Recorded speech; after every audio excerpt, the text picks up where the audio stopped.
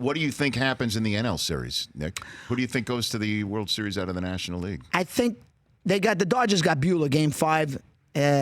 Hopefully they don't choke. I think the Dodgers will pull it out. But it's not going to be easy. Cardinals, Braves.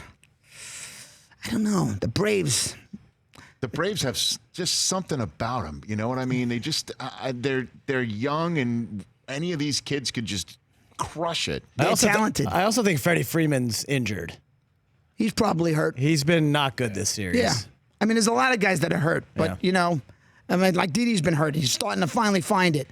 So, they just got to find a way to get it done. But, I mean, the Braves are a scary team. Yeah.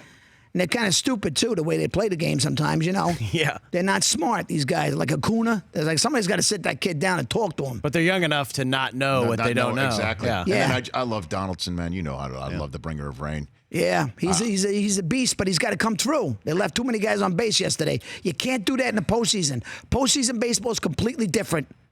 Forget about launch angle. Forget about the home run. Get the runs in. Yep.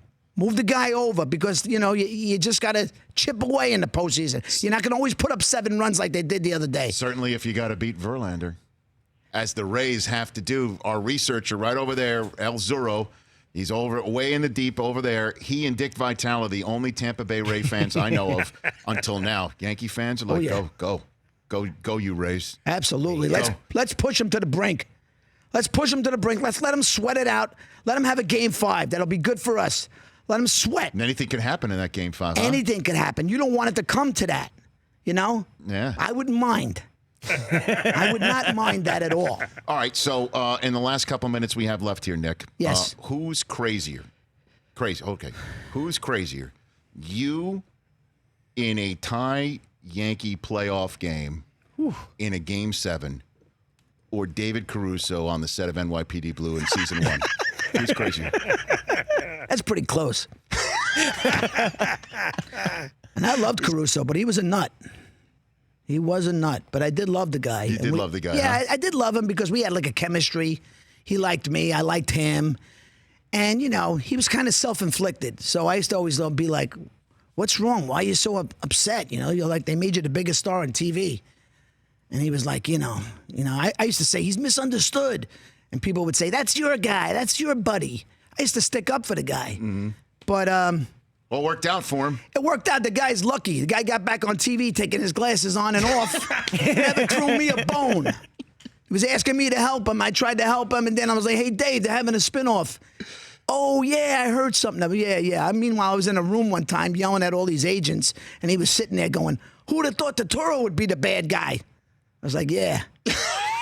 Go figure that, Caruso. But he was terrific on that show. He was really wonderful. And we had some great scenes, some great moments. I remember early on in the show, I had very little to do. So I was like a nervous wreck. I'm like, I hope I don't suck. These guys are great.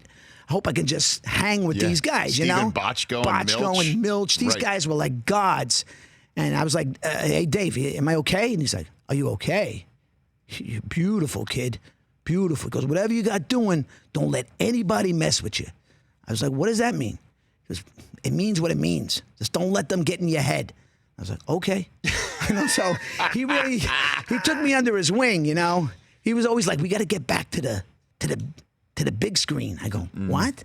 Get back to what, Dave? This is great. We're like, we're the champions of the world right now. Greatest show on network television at the time. Well, your first credit was Do the Right Thing. So was Do the Right Thing, just doing voiceovers, screaming racial obscenities. That was like my first credit. Mm-hmm. That's what got me a part. Spike brought me in to like scream, and then he like went nuts, and he was like, Nick meant it, And he's like, he's the first guy that actually told me that I think you got something. I always knew I had something, but I just had to have somebody like Spike to tell you that. Now, have you seen him at a Yankee game? I mean, I have. Spike's a big Yankee fan. He is. I wouldn't say he's bigger than me, but he's big. Well, I don't know. Honestly, I've known Yankee fans. I've known them for 40 years, 50 years. I'm a 50-year-old guy.